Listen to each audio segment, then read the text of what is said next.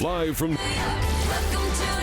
This is the Just End the Suffering podcast. For the win. Got it! Oh! He broke his ankle. Follow me to freedom. Y'all ready for this? Here's your host, Mike Phillips.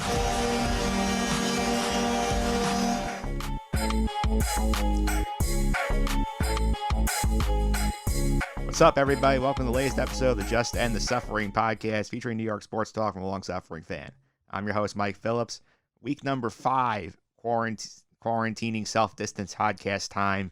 We're going to do a little different stuff this week. We've been on a football kick of late, but I do want to talk about this crazy idea that came out last week. Courtesy of ESPN's Jeff Passan broke the news that Major League Baseball is considering this radical idea to try and save their 2020 season, which is basically take the entire league and put it in a bubble in Arizona. We're going to have basically the idea behind this theory is that assuming you have enough testing, all of the health issues winding up, all 30 teams would be in a bubble basically in Arizona, playing between 10 different spring training complexes in Chase Field in Arizona. Really interesting for sure. A lot of angles to discuss. I'm going to be joined in just a bit by the baseball beat, Will Schneiderhan, Anthony Sorbellini. We're going to talk about the playing aspect challenges of this, including some of the potential rule changes might be tied to it, might have bigger rosters, could have double headers with 7-inning lengths. We'll discuss all that in a bit. We'll also be joined by our legal correspondent, Phil Fraietta, to break down some of the legal ramifications of the proposal, because it's not just as simple as bringing everybody to Arizona and starting the baseball season. There are various issues you have to consider. That's something you want to keep an eye on for sure. Pop culture-wise, this week I'm going to be joined by a new pop culture guest, the great Alan Pines. You last heard from him back during fantasy football playoffs in late November, early December. We're going to be talking to Alan about his Pines playlist, what he's streaming. I'll give you some streaming shows of my own that we're going to talk about as well. But we'll get all started with this week's opening tip, where I take a look at this horse contest the NBA put together to give the sports world some live content, and my thoughts on what else we could see coming as we still wait for the go-ahead to resume live sports right after this. Let me see this. All right, let me see this. Go ahead. Yeah, let me see. I gotta make sure I can palm this ball. I got little hands, man. I've never been able to really palm a ball.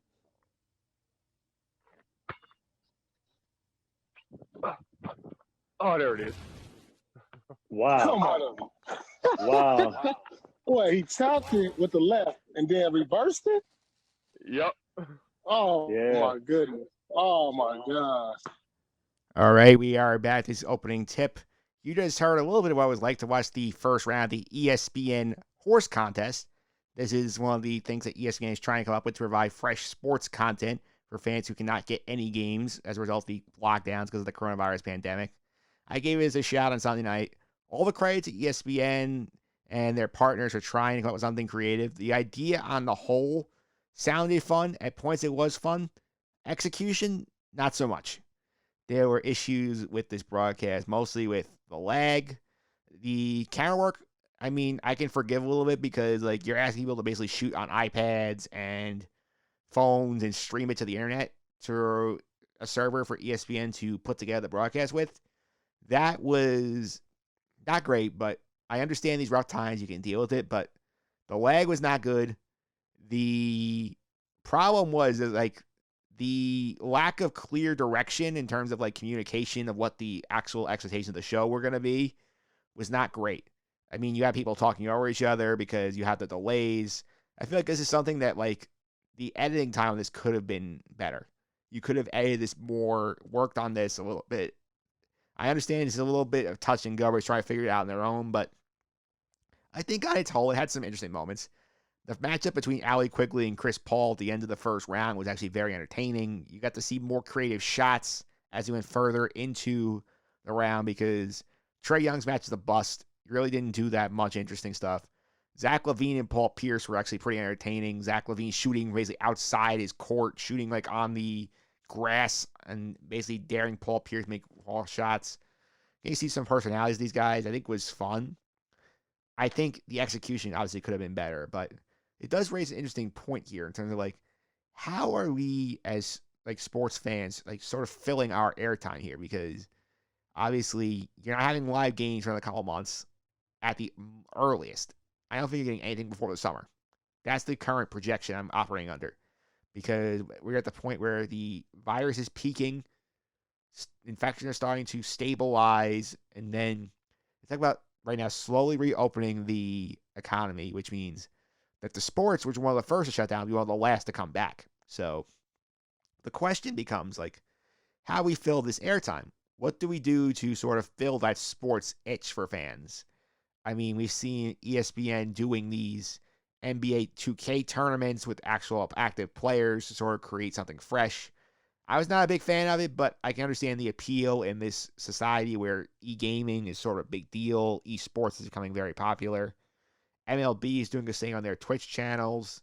They have MLB The Show league going on with all 30 teams represented. I think Jeff McNeil's the Met representative, if I remember correctly.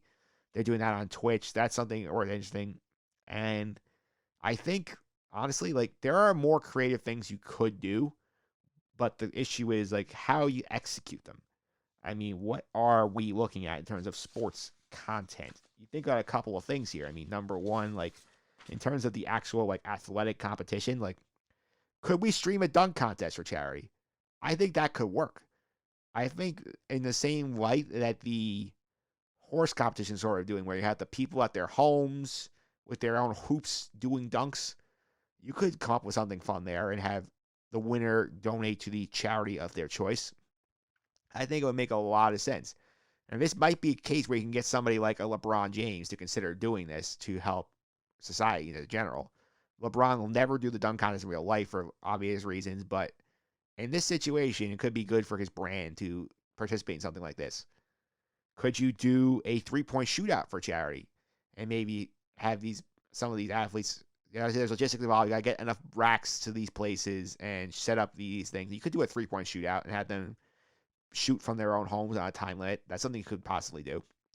Could you do a home run derby down the line where you could actually do the legitimate home run derby, where you don't need all the fans there? You need literally 8 participants, a catcher, a pitcher, and baseballs. You could get away with something like that. That could be something that you could do in a point where, maybe in Florida you get 8 sluggers together and you make this happen when the general order gets lifted. Because remember, down in Florida already, Governor DeSantis has already made WWE an essential business on the grounds of keeping the sports media industry alive for Florida. You're telling me that maybe some point in a spring training park, you get 8 sluggers together? I think that could happen. That's something you could definitely see happening maybe down the line. I also think we got a lot of fun with watching some of these old games, watching, old NCAA championship games. Fox is airing old Super Bowls. ABC is going back to the NBA Finals, stuff like that. I think those kind of things could be fun, but I think you can also add to it, by like doing some of these remote shows where you have a host either in their home or in the studio, bringing in people who are participating in those games for a little retrospective. Like if you're airing a Lakers-Celtics NBA Finals, you could bring in like a Paul Pierce or a Pau Gasol to discuss that Finals games. If you're airing the old Super Bowls, you could bring in Tom Brady. You could bring in Peyton Manning, discuss their memories of the games. Stuff like that is fun. The historical perspective, which we're getting a lot more time to sort of evaluate now, I think is very interesting. I think stuff like the NFL 100, all those shows they did in the fall, looking at the NFL's 100th season, stuff like that would kill right now. I think as time progresses, we will get more creative what content we're putting on the air. Hopefully, this Jordan 30 for 30 they're doing over the next couple of weeks, The Last Dance, the 10-part documentary, that will help fill some of our sports itch. Hopefully the draft will fill that need as well for some senses there. You assume any of these leagues with a draft will kill on the rating scale. But I think it'll be interesting to see. Up next, though, we will go to the baseball beat this week. We will talk to Will Snyderhan and Andrew Sarlini about the bubble plans to try and get MLB started right after this.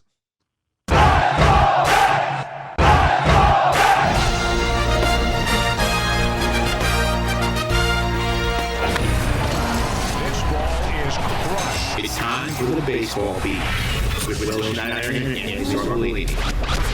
Play ball.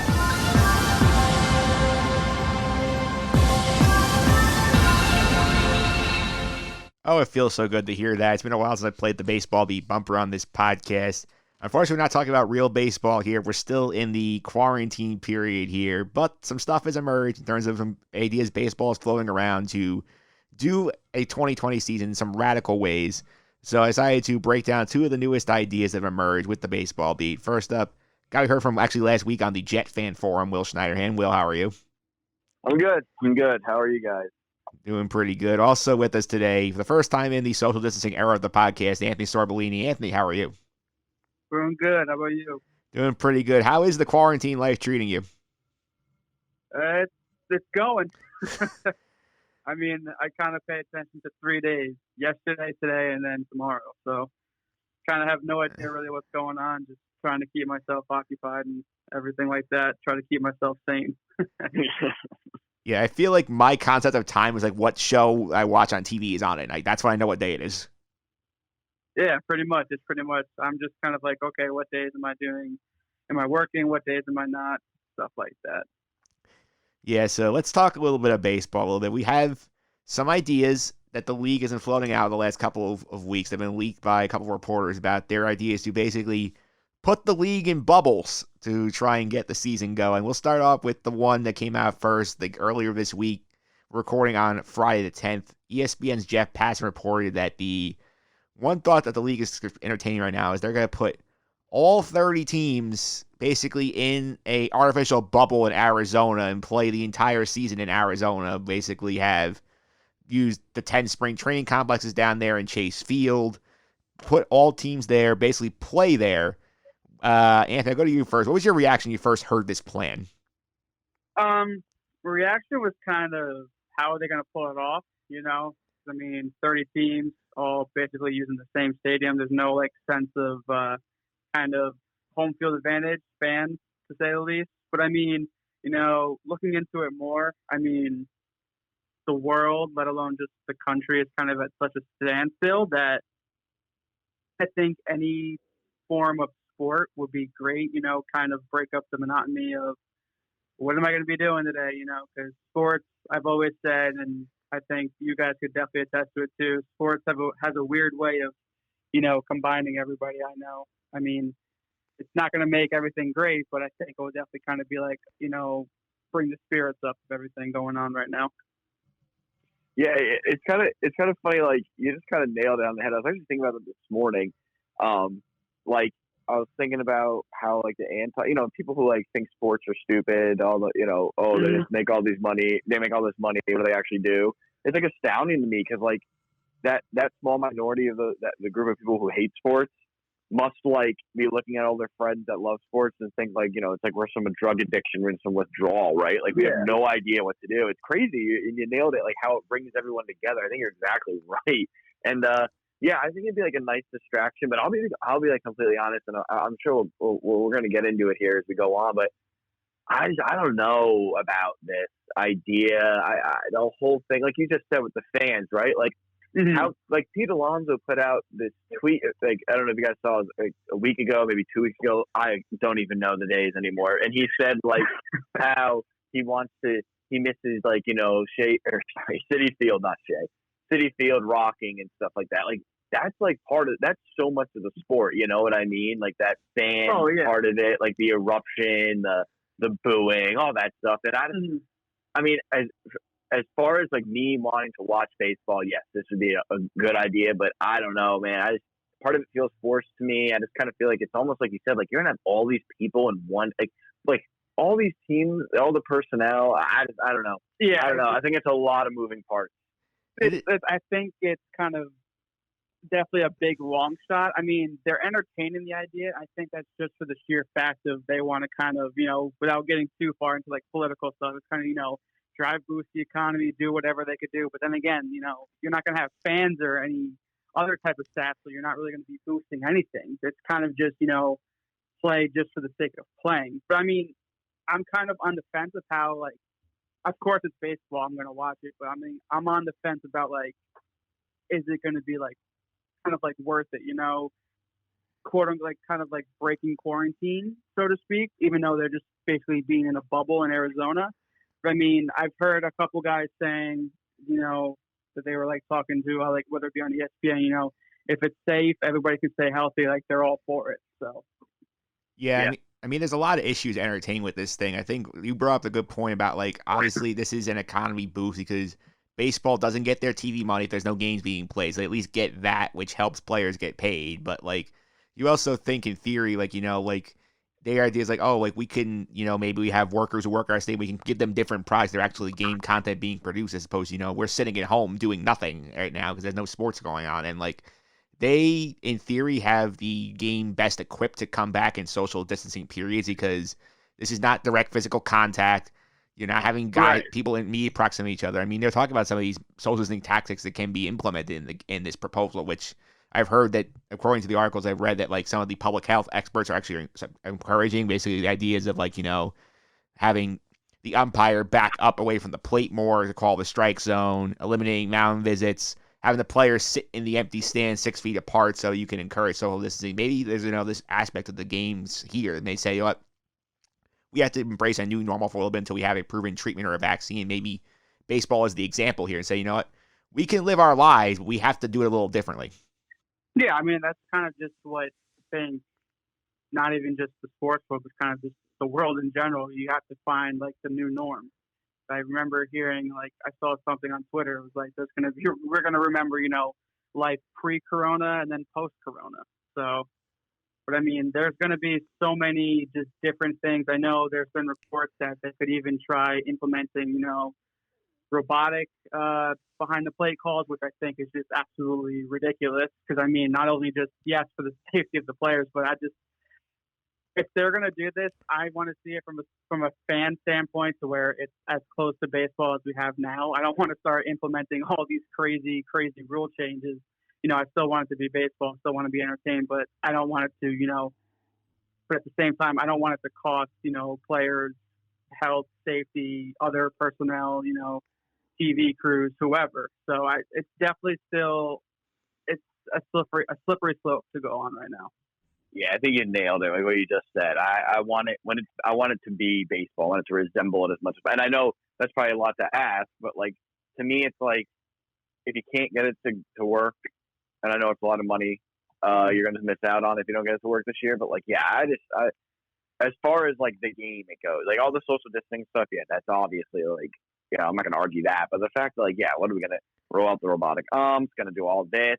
7 innings, doubleheader. It just feels like you're taking and chopping it in half too much. And I don't know. Like, you know what I mean? Like, who wins the World Series? Like, are we going to look back on it with all the ramifications? Like, if this is the only year you do this stuff, and then like next year it's back to like baseball. You know what I mean? Doesn't it kind of just feel like a weird year?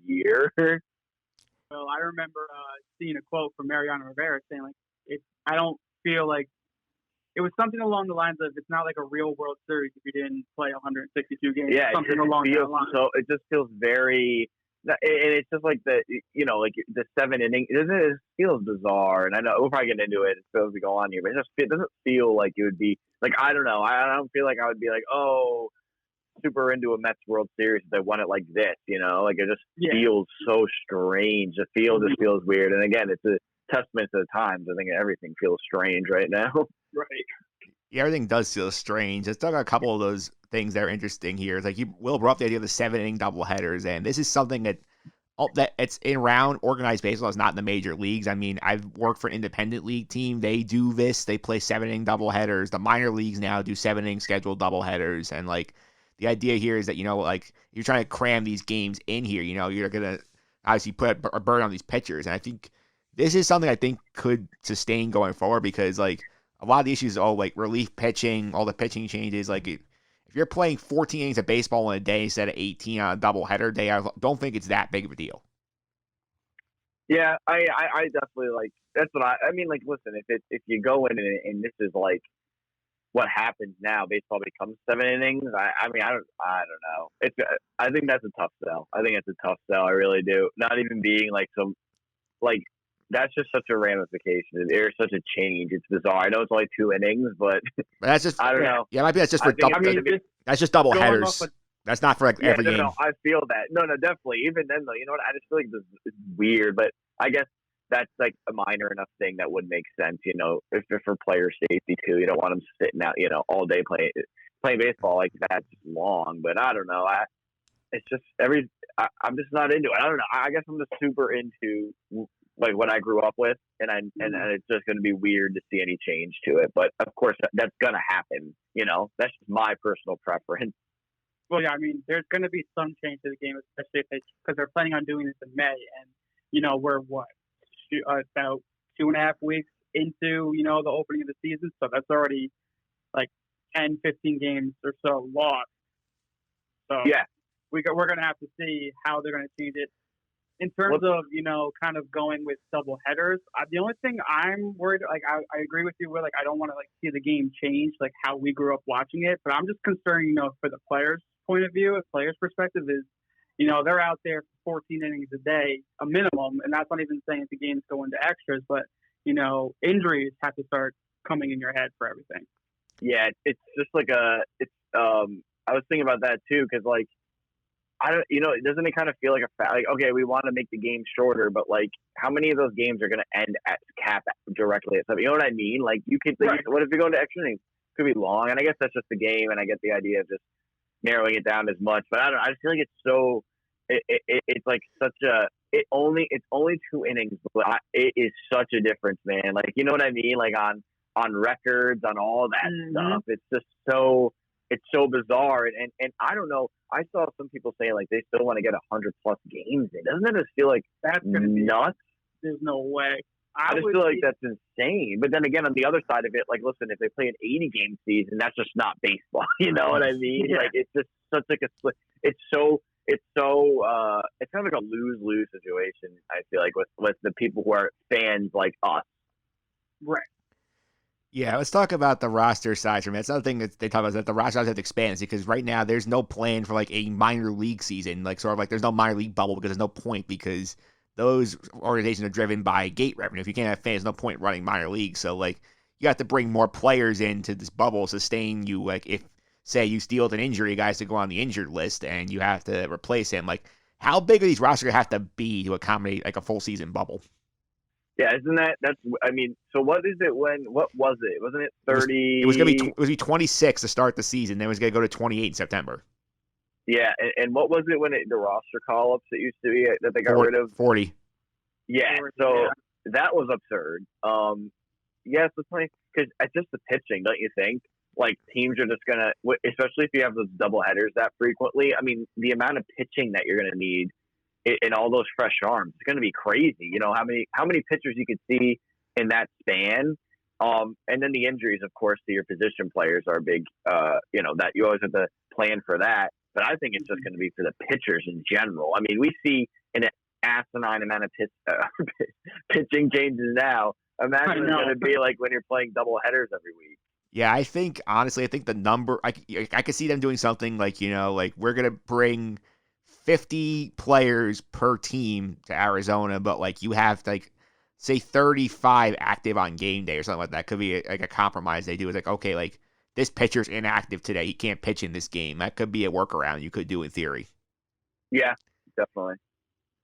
I mean, I'm just thinking of, all the pitchers are going to need. Just look at the game in the last 5 to 6 years, how much it changed. You got your starters only going like 5 innings. Now, if you implement, 7 inning double headers, you're going to have your starters going what? 2 to 3 innings? I mean, that's not even baseball to me. It's like, like you said, constantly just going to constantly changing pitchers and everything. It's going to be ridiculous.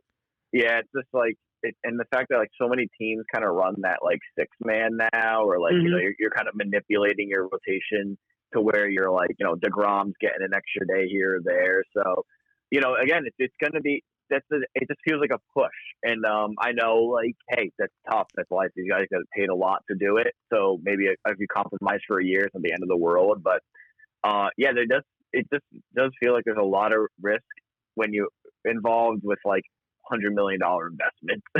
Right. And I mean, just another thing that I kind of just randomly thought of too is what does that mean for like record books? Yeah, it's a perfect game. It's a no-hitter. Is it going to, technically count because you only went 7 innings? That's kind of where I'm at. Where like whoever wins MVP, or wins Cy Young, whoever wins World Series. I mean, you're a fan of that player, that team. You're going to be defending it till the day you die because people are going to be shut. You know, it's just it's one of those things. I was looking at it last night because I was looking at Mike Trout's WAR, and you know, it's wild to think like what happens now if they don't even play or he's playing less innings. Like he could have went and broken that record, but now it's just, you know, and that's just life. That's just how it goes. Mm-hmm. But it's just gonna be weird if you're kind of doing it. Because think of it too, like if you're playing that many games and all those double headers, like are you going to be playing Mike Trout back to back in a double header? Are you going to be playing Pete Alonso, Aaron Judge, these guys back to back in double headers? You're basically taking a game a week and taking your best players out of the lineup. And then what if you have like a day game the next day or something vicious like that? Or it's a lot of wear and tear on these guys for sure, especially the position players, you know? And how many catchers are you going to run with too? Because you cannot do that with 2 to 3. There's no way. You're going to need like 3 to 4 minimum. You know, so that's kind of like where I feel like if you're a fan of a team like the Angels or, you know, the Yankees, where, you know, you're missing your best player for 2 to 3 games a week, if that comes, like, that's insane. That's crazy to me. Yeah, I think in terms of the argument about the logistics, about the legitimacy of like the records and all that, I will say like we've had strange seasons in baseball before. It's just, I think, given the situation, I think now we'll complain about it. Be like, if we actually get baseball, no one's going to care. No one's going to look back in 10 years and say, oh, that was the Corona year. That doesn't mean anything. Because we had 1981, we had a split season where like the Cincinnati Reds are the best player in baseball. They make the playoffs because of the system. The Dodgers won the World Series that year over the Yankees. No one's saying that their championship's illegitimate. Yeah, it's just new. You know how everybody is now. Yeah. That's my thing. The sports climate now is so toxic and stuff like that. That's just my thing. Like it's going to be like insane. Yeah. But hey, we'll cross that bridge when we get there.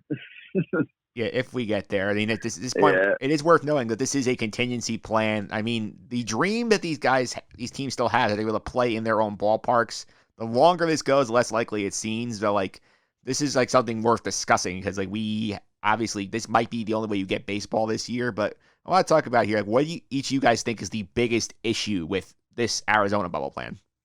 I just, the idea that everyone is there. I don't know. It just feels like a you know, cluster, doesn't it? I just feel like it's just like a lot going on in one place and like a lot that can go wrong. And it's gonna feel like a giant like high school state tournament. Yeah, and feel like. Right? Yeah, like those weekend tournaments. Yeah,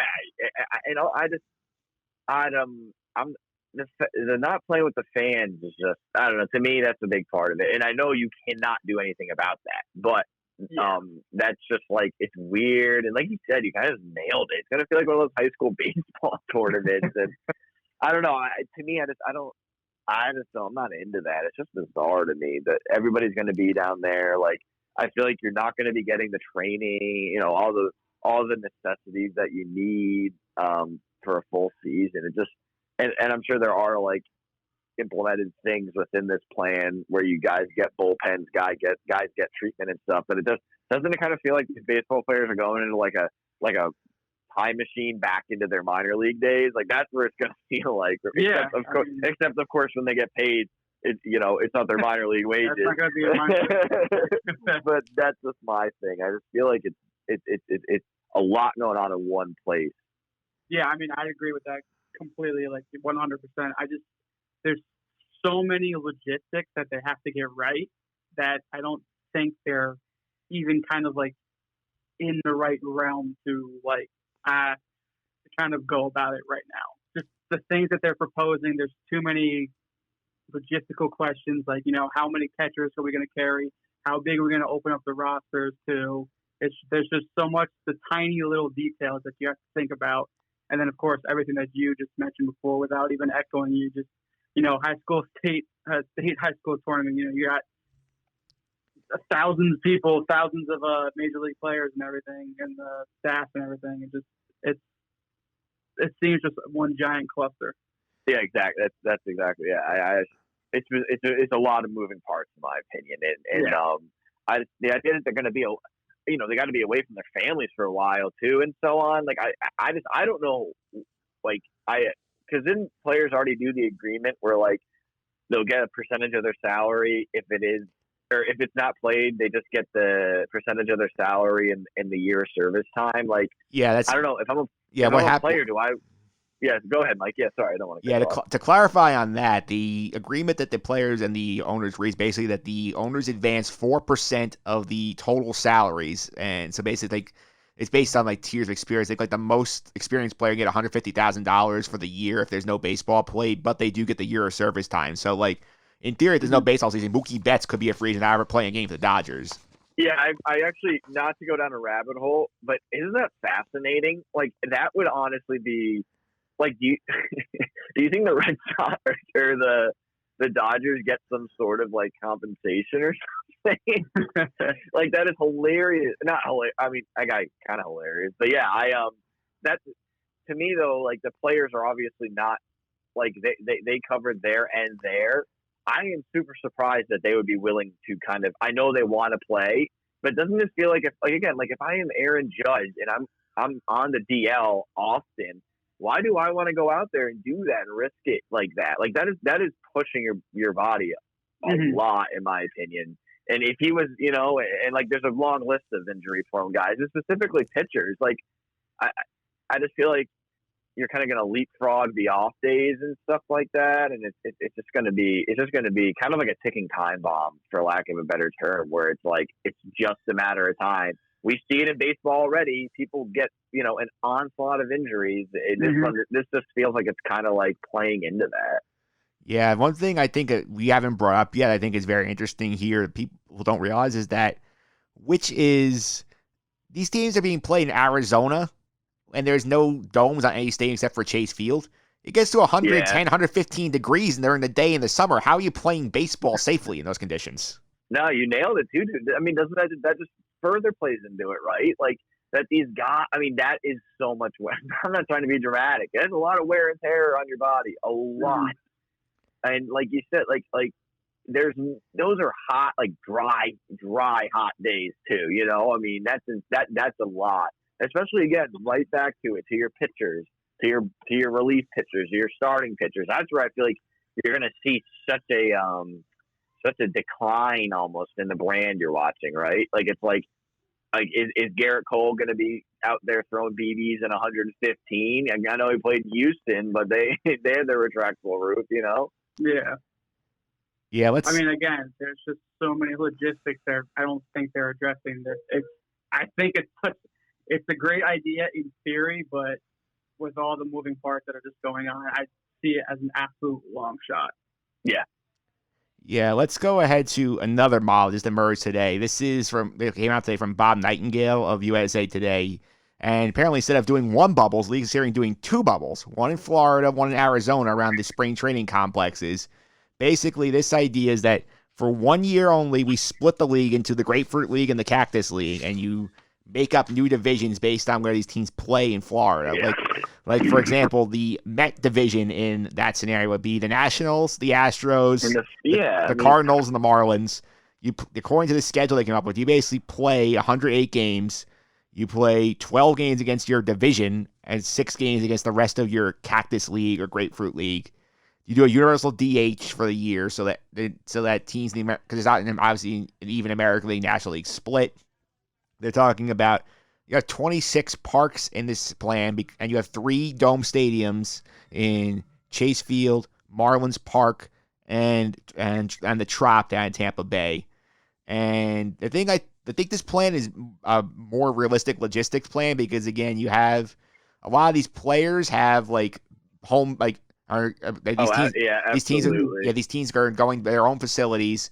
The players have usually like houses or places they stay near those. So that takes care of the lodging issue. Like I feel like this is more realistic, but still has its own problems. Yeah, logistically, this is like that's it. To me, this is the only one you actually really consider because of that logistic. But I mean, honestly, we just talked about overlooking seasons and stuff like that, dude. There's no way the Yankees. Did you see the Yankees division? They might win 130 games if they play that.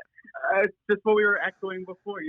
We want baseball to be as close to what baseball is. We don't want a whole new, completely. No, that's ridiculous. Crazy, dude. Like you are altering your your off season based on what happens in your division. And all of a sudden it's like, oh, here's the Mets. Oh, you thought you had to worry about the Nationals and the Phillies? Oh, well, guess what? Here's the Houston Astros, who literally just won a World Series 2 years ago. And here's the Nationals just won the World Series. Like, I just feel like that's crazy. And I know, like, it's the only way you could do it, but isn't that nuts? To me, that's not it. Like I will remember in 10 years if that's the case. You know what I mean? Like, if my kid's like, oh, what happened to the Mets that year where they lost 90 games? I'll be like, oh, yeah, that's when this happened, and they had to readjust and realign the divisions, and we played the Nationals and Astros all the time. It's just, that's crazy because seriously, the Yankees, I'm not even kidding. I think it was like the Pirates and another really terrible team were in that. Detroit's in there. Yeah, dude, they wouldn't. That's it. They like what? They might win or they might lose 3 games to them. Like, that's crazy to me. Yeah, you're arguing against this plan if you're looking at division-wise is the Cactus League Northwest Division, which is Milwaukee, San Diego, Seattle, Texas, and Kansas City. One of those teams would be a playoff team. I mean, come on. That's that's tough. You know what I'm trying to say? Like, I'm trying to be as fair as I can and open-minded to it, but that's a lot to ask, man. That is a lot to ask. Like, wow. Especially like the Indians. You know what I mean? Like, it's like, and the Twins. Like, okay, let's build because, let's not maybe have to go spend an extra dollar on this pitcher in free agency because we have such a top-heavy division. And then, boom, it's crazy. That's a lot. That's a lot. Especially, everybody has made their off-season plans. They're good to go. We're ready to go. And then all of a sudden, here you go, Mets. Yeah, I think in terms of competitiveness, I think this was definitely one you look at and put an asterisk next to whoever wins in this scenario because you'd be like, this is not the usual division. This is not the usual practice. Like, I feel like they would also, there's rumors going on that this would be like an expanded postseason where you would have more wild cards. I think you would have to do something like that for competitive fairness because you would look at teams like you said, the Mets, who did not plan to be a division with both World Series teams and the Cardinals. Yeah, and the Cardinals, that's the other team I forgot. I mean, the Cardinals could damn well win the National League Central. Yeah, like, those are 3. You're looking at, 3 potentially 90-plus win teams. I mean, that is not – and you're robbing one of those teams, you just said with the other division, one of those teams are going to play off. One of these teams is not, and they built to contend. It's that. I know, like, back in the old days, you had that a lot where, 90-win teams wouldn't make the playoffs, but oof. Yeah, it would be interesting. So I'm going to end with this. I'll throw both of you this way. If the only way we get baseball in 2020 is one of these options, would you want it? I would go with if I had to, I'd go with the first one. Albeit, I just kind of the Arizona plan through. Yeah, how I ran through the logistics wouldn't work, but I mean that's going to resemble baseball the most. The second one, I just can't get behind that at all. Not even because I'm a Mets fan and I want to see them win. Seriously, taking that bias out of it, I think it's crazy. Like that, those divisions are. I know you got to work with what you got, but that's a lot of changing to me. I think that Florida plan will. I mean, I'm in the same boat as you. I'd rather have Arizona as opposed to if any of those. But I think just in terms of like the Florida proponent changing, Cactus in the Grapefruit League, I think that's just ultimately gonna because the divisions are so crazy. I think that's ultimately gonna be that's not gonna bring in any new fans. It would start kind of being I don't want to watch this team win like every single game. I mean, yeah, it could be entertaining, but part of the allure of baseball is that, pretty much every year there's a new World Series champion, especially, come September, any team could be in it. It's just whoever gets hot. So that's the allure of baseball. Where if you throw, a team that's like the Yankees, like the Astros, and they're throwing them into like these sub 500 teams, it's not, it's nothing. It just kind of feels like you're hijacking one team's ability to contend. And then you're like gift wrapping. Again, not because I really don't have an issue with the Yankees. I truly don't. But then you're kind of gift wrapping that to them, where it's I agree. 100%. Yeah. Like the Yankees were going to run away with the AL East probably with like a good Red Sox team, a decent Blue Jays team, and so on. And then it's like again, boom, here you go, 40 wins, gift wrapped. That's just my issue with it. And again, I'm trying not to sound biased. I mean, there might be other teams that had divisions like that, but that's the one that really, really stuck out to me because I was like, oh my God, they might not lose. Yeah, it is worth noting that was just one proposal I had because in theory, I think that one was based more on geography in terms of like where it's easier to get the travel to. I think, yeah. I mean, in theory, you look at the Florida proposal, you could put the entire National League East, American League East together, but then you sort of have a mishmash of the other division. I think of like Minnesota, St. Louis. I think I'm trying to look who else is in that group here. Detroit, Pittsburgh, and I believe the fifth one in that group is. I'm trying to remember who it is, but like, Houston will be the fifth. Like that would be the mishmash division. Like you could have two complete divisions. Then the third one's a disaster. Yeah, I was like, oh, that's not bad until you put Houston in on the end of it. Yeah, that's kind of unfair. I mean, but hey, maybe that's their punishment. I don't know.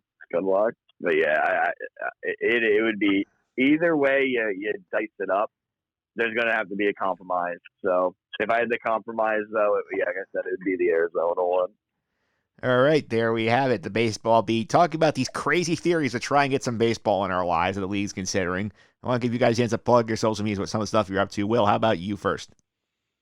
Oh, yeah. Follow me on Twitter at Will Schneider H1 and some NFL content coming out, especially since the virtual draft is upon us. So, yeah, just give me a follow there. Anthony, how about you? Yeah, I mean, just keeping busy with NBA, stuff like that.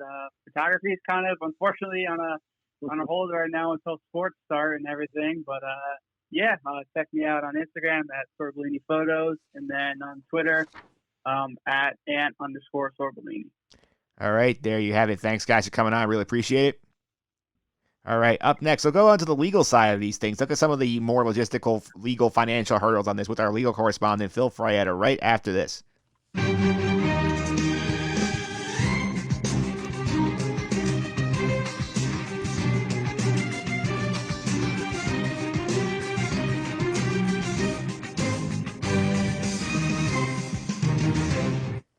All right, we are back here on the Just and Suffering podcast. We just talked to the baseball beat about the playing aspects of this plan. Now look at some legal financial ramifications of this plan with the podcast legal correspondent, Phil Fraietta. Phil, welcome. How are you? I'm doing good, Mike. How are you? Doing pretty good. Quarantine life going okay? Yeah, it's the new normal. I wish I knew what some of the guys said about the playing aspects, but I guess I'll have to wait for the episode to listen to that. Yeah, we talk about some of the stuff like the 7-inning doubleheaders, the roster sizes, the DH. But we're going to focus more on some of the legal financial aspects of this thing. So I'll start with this. We'll start with the Arizona plan, which came out earlier this week. Recording also on Friday the 10th. Jeff Passett from ESPN reported it. What was your initial reaction when you saw that this is an idea that MLB is considering? Initially, I was very excited, but as the days have gone on and as I've talked to more people, including Justin, who I was on with a couple weeks ago, I've started to sour on the idea, and I've realized that I don't think it's going to happen. Yeah, I feel like there are a lot of logistical nightmares that could happen with such these plans. So what are some of the biggest hurdles you would see? So to me, the biggest hurdle is how do you possibly limit exposure to the outside world? You know, there's a lot of various moving pieces when you're talking about a baseball game. So it's not just the players on the field. You have the coaches, you have the umpires, you have the clubhouse personnel. How are you supposed to limit all of these people from contact with the outside world? It doesn't seem realistic. Yeah, it's like you said, it's not just the players on the field, not just even the coach, the umpires. I got like broadcast crews, the hotel staff, where they be working at, the people who are going to feed these people, like anybody come in contact with. That's a gigantic bubble you're bringing, like literally about 2,000 people into in the span of like a couple of weeks. Right, and look, to be fair to MLB, what is intriguing about Arizona is that all of the spring training parks in Arizona are within 50 miles of one another. So it's a small radius and you can really cut down on travel time. Food, you could probably handle through a clubhouse chef, but but even so, you're still talking about a lot of people. You're right. There's broadcast crews. There's hotel staff. There's a lot of people who you inevitably come in contact with. Not to mention, we haven't even talked about the players' families yet.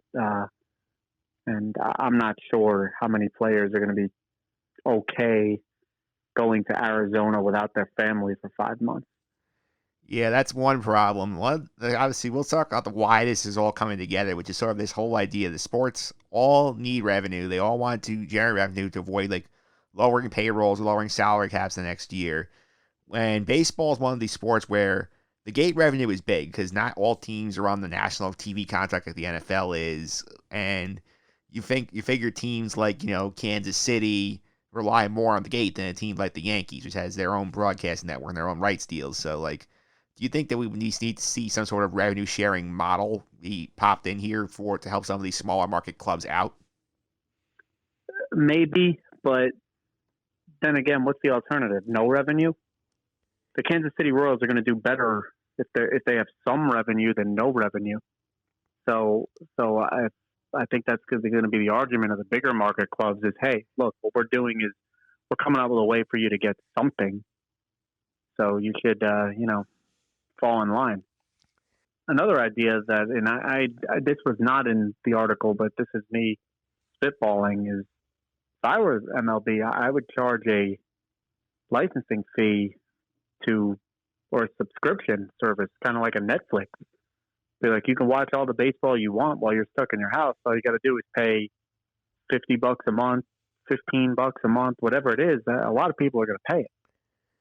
Yeah, sort of do the MLB extra innings plan, sort of like take it, or like MLB.com's like live game thing is sort of expanded to like, here on your TV carrier you can add this package for $15. You get every game every day for all you want. Yeah, that's what I would do if I were Major League Baseball. They'll make up some revenue that way, and you could share that revenue amongst the teams. Yeah, one other thing I thought of as interesting is like obviously like right now like, if they get this up, it might be one of the only sports games in town right now. So and TV networks are hurting for content because all their productions on like primetime series have been shut down. Like some of the reality shows even get shut down because you can't bring more than like 50 people in an area together due to various law restrictions. So like, if you're baseball, you go to these networks like Fox, like ESPN, and say, you know what, like we'll give you extra national games for your air, but you give us more money. That'd be another thing they could look into. Absolutely, and that is why you keep hearing about these plans in the news, because Major League Baseball, both the league and the Players Association, knows that there is so much money to be made here if they can get this thing going. So they're trying anything they could possibly come up with because, like you said, they're the only show in town. The amount of money that baseball would make on this would be astronomical. And it may also get people back into the sport. So there's a future benefit too. Not to mention the politics behind it. I don't think it's any secret that the president would love to get Major League Baseball up and running for the summer to at least have some sort of sense of normalcy around the country. Yeah, because I saw that article that Jeff Passan wrote that some of the national medical experts are intrigued by this idea of using baseball sort of like a test lab to show the general public, like, hey, we're not all the way back to normal yet because we don't have a vaccine, but you can go about your lives. You do things as a new normal, like you maintain social distance. If you are careful with who you come in contact with, you can still play baseball, but it has to be in a more cautious state. Yeah, and I think there's a political motive there too. And look, I understand that baseball players are young and healthy, but I'm not a doctor, but I have read some of the news articles, and I don't think being young and healthy is means you can't get this virus and it can't be bad, but you have a much better chance. So I'd leave that to the medical guys, but I think there's a political motive to get baseball going as well as a economic motive. Yeah, let's go to some of the other legal aspects I'm curious about. Because, one thing is obviously you have this bubble that you're going to put everybody in. Everybody goes to Arizona. They all go to their place or whatever. So, how tight is this bubble can you legally make? Like, for example, like, are the players, coaches, like, officials, like, once they get there, they can't leave for 4.5 months? That just, I was assuming that's the operation here. What about, like, if you work at the hotel, you have to live at the hotel while you're in this bubble? You got to go home to your family? Like, what do you think about something like that? Like, how far can they stretch this? So that's the problem. The first part of your question is a little easier. If the union said, "Yeah, we're on board here," the union and Major League Baseball can come up with some sort of an addendum to the CBA for this circumstance, and they can define rules for the players and for the personnel, and that's not such a big deal as long as the union agrees to it and the league agrees to it, which I think is unlikely, but it's at least possible. The outside world, though, is where I think it becomes legally impossible. I don't see how the hotel can tell their employees, you have to sleep in the hotel and you can't go home to your families because the Yankees are staying here this weekend. That just doesn't make any sense to me from a legal perspective. I suppose you could offer them incentives. You could tell them we're going to bump up your pay if you agree to do that, but you can't force the hotel workers to do it. And I guess Major League Baseball could try and throw them some money to incentivize it, but you can't force it. Yeah, and also you have like your broadcast crews as well. I mean, they're not leaving either, so that's another legal handle because they're not bound by a CBA. So like, what happens if like somebody's like radio voice is there and then like somebody back home is sick? They're not allowed to leave and go see them. Same issue. I suppose you could tell the broadcast guys, look, we're going to pay you more money. Now, I guess you could probably broadcast remotely, and you'd know more about that than me, given that you're in this industry. But I don't see why you wouldn't be able to watch a live feed back from a studio somewhere in your home or near your home, and broadcast the game that way. I mean, that's definitely possible because we saw the other day that SNY on their Twitter account basically had Gary Cohen, Keith Hernandez, Ron Darling all from their homes call a simulated game to the Mets and the Astros on MLB The Show. So that's a logistical possibility. But like, let's say, for instance, there's a player in this season, like Jeff Passan brought up on ESPN the other day, like Mike Trout's wife is pregnant and is due in the middle of the season. Mike Trout is not be allowed to leave the bubble in this scenario, and that could be a problem. That's why that's one reason why I don't think it's going to happen. I don't see how the union's going to sign off on this plan.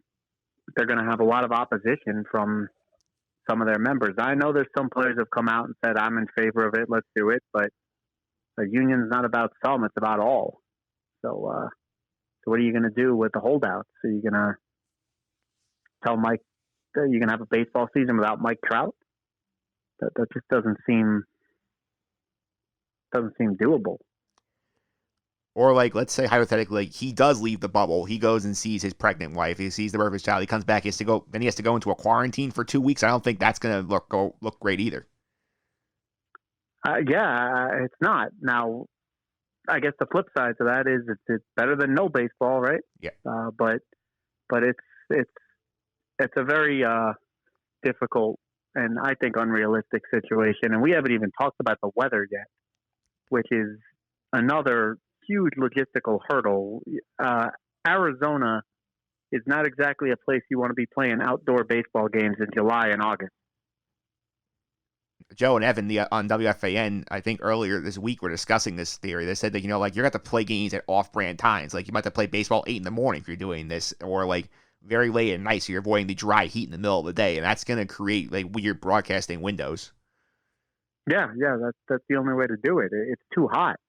That's the reason why the Diamondbacks have a retractable roof situation, so they can close that thing up in the middle of August when it's 105, 110 degrees. So again, I don't know if the Players Association is going to go for it.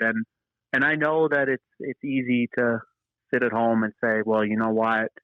These guys are making millions of dollars a year and I can't even go to work, so they should suck it up. But the Players Union has a lot of power, and I don't think they're going to just cede their power to go sweat in 110-degree heat and be quarantined from their families. I'd be surprised.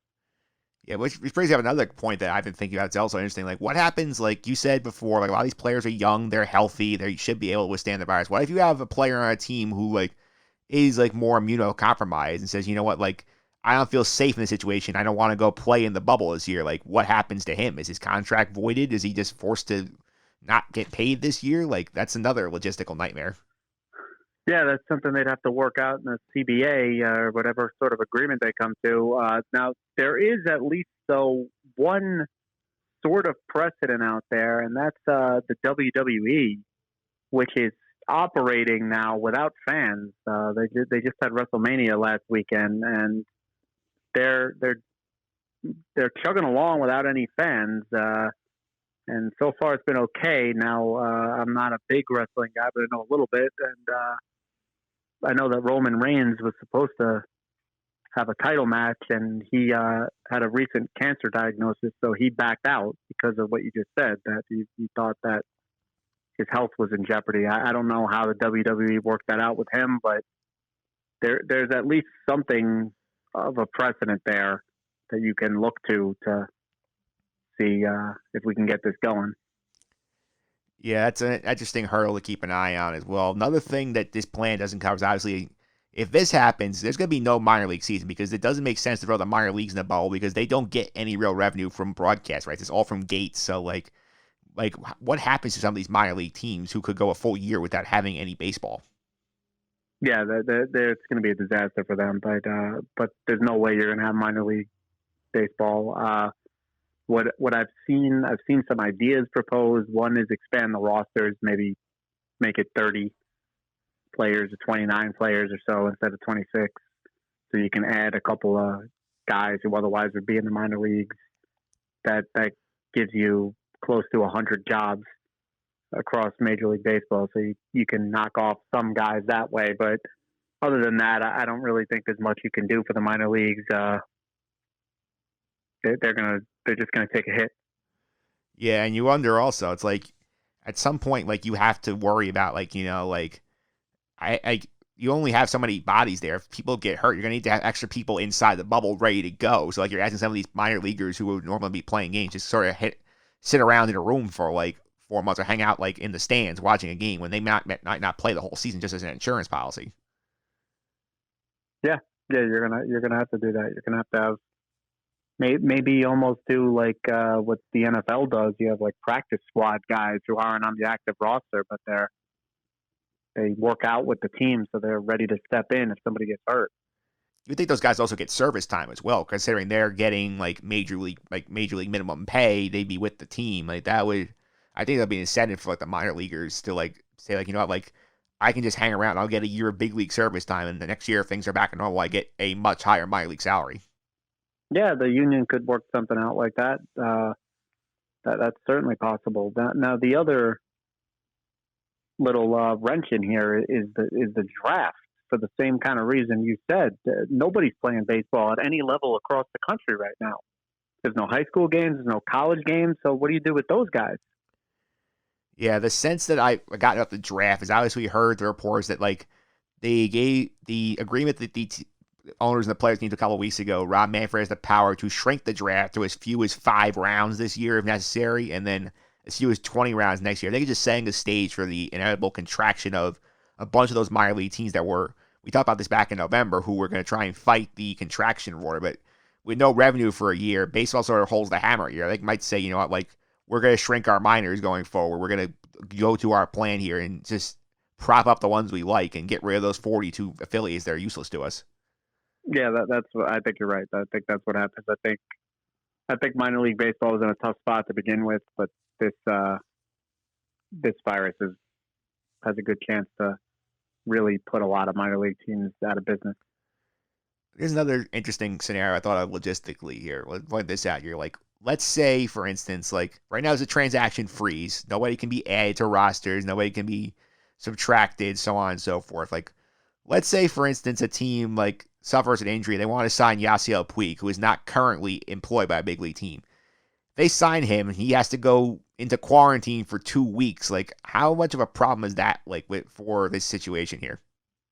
Look, it's a problem, sure, but again, what's the alternative? If I were arguing the other side, that's what I'd say. Yasiel Puig, what's your alternative? You want to be a free agent forever? At least we're giving you a chance to have a job now. Yeah, that's true. That's going to be something I think is interesting because I feel like anybody outside that bubble, if they enter it, they're obviously going to have to wait 2 weeks. And again, we should point out that all these are contingent on the fact that right now, these are all recommendations that would happen, assuming that there is enough testing to go around for everybody, not just because right now we don't have enough testing for the first responders, people who are actually sick. They're not going to test potentially healthy baseball players if there's nothing going on here because there's a bad look otherwise. Well, yeah, and that's where you get into some of the politics too. As much as I'm sure that the president would love to have Major League Baseball this summer, it's a real bad look if he's taking tests that could have been used for nurses, doctors, and police officers, and he's using them on Major League Baseball players. Yes, we saw what happened in the NBA once all the players started getting tested, like who were asymptomatic, and you heard people screaming from the rafters, you know what, like, why is this NBA millionaire getting a test while my neighbor who's 65 and sick can't get one? Yeah. So that's a tough line. Now I follow the news, but who knows how far we are from having widespread available testing, both for the virus and for the antibodies. Yeah, like that's the thing people don't realize is like that's really the key to unlocking the whole, not just the sports, but the whole economy is just like this idea you need to be able to test people and figure out who's had this virus, who doesn't have it, who has immunity, who doesn't. And then once you get the cases down low enough, be able to do this thing that South Korea did with the contact tracing where like if you identify somebody who has the virus, then you can identify who they came in contact with, isolate all of them while the healthy people go back to work. Sure. And yeah, I don't want to get too far into the logistics of the medical stuff, but to the extent anybody thinks that we're just going to stay at home and the virus is going to die and we're going to go back to normal, that's not the case. That's not what's going to happen, and it's not what anybody thinks is going to happen. The whole point of staying at home is just to limit the spread so that the hospital system can weather the blow until we get additional testing and, like you said, and the antibodies, so we can figure out who actually has this thing and who has had it. Yeah, the only way things get completely back to normal is through testing, and one of two things has to happen. You have a therapeutic treatment that actually is proven scientifically to work on the virus. That way, if you get it, you're not like deathly, like chances of dying don't skyrocket. Or use actually a vaccine to prevent you from contracting this thing. I would say option B is probably more likely than option A in terms of getting the therapeutic treatment, but still a ways away from that. Yeah, as far as I understand, a vaccine 12 to 18 months is the minimum. Yeah, if they fast track the process, not as they're going to try and do it on an emergency basis, you're not talking about until 2021 at some point actually having a vaccine. Yeah. So all this is a long way to say, I'd love to see baseball this year, and I understand and support any sort of creative efforts that they're coming up with, but I think it's just very unlikely that we're going to see any baseball this year. And that may even extend into the NFL. I know there was a report that there was going to be football, but we will see. We will see. I want to touch on the other plan, the Florida-Arizona hybrid model, which came out on day of recording from USA Today's Bob Nightingale. You actually brought this to my attention earlier in the day, where the other model they're talking about is send all these teams to their spring training sites. So the 15 Grapefruit League teams go to Florida, 15 Cactus League teams go to Arizona. That solves some logistical problems because you have teams in their home bases. Players usually had their own lodging near their spring training sites. That eliminates the hotel workers for a lot of these situations, but you still have other problems, and I think those can't be ignored either. It shows you how desperate they are, because you now have a situation where they're talking about reorganizing the leagues in order to play. Now, the advantages to the Florida plan are you can separate. The players have homes in Florida and Arizona because they have spring training facilities there. So a lot of those guys have homes, especially the veteran players. So at least you have a place to put them. But the problem with Florida is that the ballparks are so far apart. Take, for instance, Port St. Lucie in Tampa, where the Mets and the Yankees play. That's 160 miles. It's a 3-hour drive to go from one to the other. So you're talking about a lot of travel, and the more travel you have, the more people you expose yourself to from the outside world. Yeah, that is a major logistical problem, and I get the money is a big incentivizing factor, but again, it's just tough because until we have the testing in place, really, that's the key area. These players got to be tested on a regular basis. That's really the turning point key, and this is something that I don't know I'm not going to speculate on what the logistical issues are and on what the reasons are why it's taking so long to ramp up the testing to scale, but that's sort of the key to the whole economy. It's until we can test, we're going to kind of be in this limbo until stuff gets down to a point where you can slowly reopen things. It's like you said before, it's not going to be a case where in 6 weeks we're going to say, okay, theaters are open, the restaurants are all open. It's going to be a little bit of time just to sort of slowly work things back. Yep, that's definitely right. Now, there is one benefit of Florida, or on a positive note, and I suppose it's positive if you want to see baseball again. And that is that Governor DeSantis down there has really taken this virus very lightly. That the state was slow to shut down. He's talking about sending kids back to school. So from that standpoint, at least I don't think the state government in Florida was going to get in the way. And I'm sure that the president is not going to get in the way. He wants baseball. So you may have the politicians at least on your side, and that helps you if you're Major League Baseball as far as getting the Players Association to agree to do this. You can say, hey, look, the federal government and the state of Florida both say this is fine.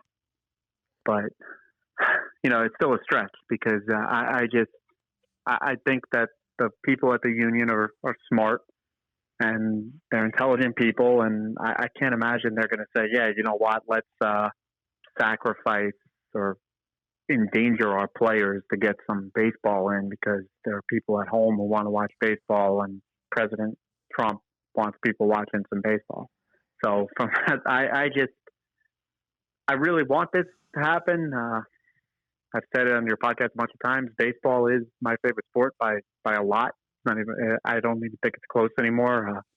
Used to be a 1A and 1B with football, but the losing of the Giants has kind of soured me on it. And yeah, I want to see baseball. I really do. But I think it's going to be difficult, if not impossible, to get it going. And I appreciate that MLB and MLBPA are trying to come up with these creative ideas to get some baseball, but I just can't see it. The only thing that I can potentially see, and at this point, not sure if it's even worth it, maybe you start a season in August or September and you just play it through December.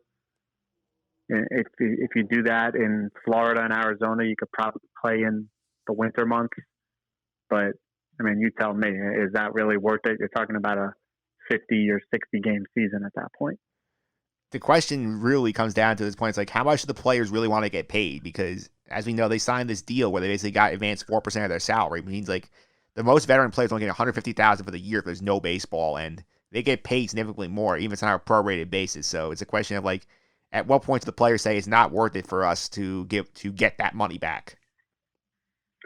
Yeah, that's a good point too. I'm sure that I'm sure there's a lot of players who this is having an economic impact on, and I know that sounds crazy to the listeners of the podcast because you say these people make millions of dollars, and that is true of the top players in baseball, but the more junior level guys, the entry level players, they're making $500,000-$600,000, and I'm not trying to say that's not a lot of money. That is a lot of money. But if somebody is expecting to make $600,000 and now all of a sudden they're only making $50,000, that is a big blow to them because their lifestyle is laid out as if they were going to make $600,000. So they may have houses that they can no longer afford, cars they can no longer afford, things like that. So from the players' financial standpoint, it does matter to them to get that money. Maybe it doesn't matter so much to Mike Trout or Bryce Harper or, guys like that who have those big contracts. But to some of these younger players, I think they really do need that money. Need might be the wrong word, but that money is meaningful. I'll say that. Yeah, it is. And my last question to you is this. I asked the baseball beat guys, too. Like, if the only way you get baseball in 2020 is through the Arizona plan or this Florida-Arizona model, would you want it? Oh, I think that's an absolute 100% yes. I don't understand why any baseball fan would say no, unless you're concerned about the health of the players, which, okay, that's fine. But, putting that aside, then yeah, absolutely. As a fan, it's something. It's baseball. It's not what I'm used to, but it's something. And I'd tune into the Yankee games just like I normally do, and I'd probably actually watch more out of town games than I normally do because there's nothing else to do. Yeah, it's not like you can go flip the TV on and watch your primetime shows because those are going to probably be out of production until late summer. Yes, I would love to see this happen. I don't think it's going to happen. I'd love to see it happen. I feel a little bad saying that because I understand that I'm putting other people's lives in danger for my own entertainment. But if, gun to my head, if this could happen, then yeah, I want it to happen. I want to watch the Yankees play this year. I want to watch, I just want to watch baseball. Yeah, and it's fair to say, I think we're all at this point where, like, if it's safe to do it, we want it. But, like, until we can be shown a way that it can be done safely, like, we can understand that if it's not going to happen, it's not going to happen. Right. I think that's right. And here's the other thing. What would be an absolute disaster, and I think Major League Baseball knows this. Let's say you get this season up and running, you play 10 games, and then you got to shut it down. That would be an even worse disaster than just canceling the season. It's the boat the NBA is in right now, where they play most of their season. Now they're sitting there like, do we finish this one? Do we sacrifice it and get ready for next year? We push next year back. It's a weird limbo there. And MLB, at least at the point where they can say it's eventually, you know what, like 2020 is not going to happen. Let's get ready to be full speed 2021. Right. But imagine the kind of egg you'd have on your face. We're going to do this. We're going to open up the season. You play 10 games and some star player is all of a sudden in the hospital because he's seriously sick with the coronavirus. That would be just a PR nightmare, just a total nightmare for Major League Baseball. So I don't think they're going to do this unless they are confident that they're going to be able to play a season. And if you've been following, because I have, the Asian professional baseball leagues, they're experiencing similar type problems. They keep pushing their start dates back. They keep thinking they're about to ramp up, and then, oh, no, we can't ramp up yet. So I know both. I don't think Japan even has a start date, and South Korea keeps pushing theirs back. Yeah, now South Korea, I think the target date for exhibition is April 21st. We'll see if it stays there. They're sort of your model where we talk about this off air, where it's like, if they get going in some fashion, that's a sign of hope for you that you will have MLB in some form. If they can't, that tells you a lot. Yeah, I agree with that. But look, what I would say is if you're a baseball fan, I would not expect that to be going to any games this year. So if you have that dream, I think you should, start facing reality.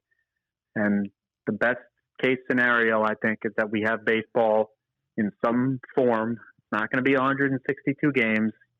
I know Scott Boras has talked about that. It's not going to happen. But if you can get yourself, best case scenario, an 81, 100 game season, no crowds, I think you sign up for that any day. I do. You think you take what you can get, and you hope that next year everything is in better shape by that point, that hopefully we have a vaccine or we at least have a treatment, that in 2021 you'll be able to actually go to a ballpark and not be worried about contracting this disease and potentially risking your life to go watch a baseball game.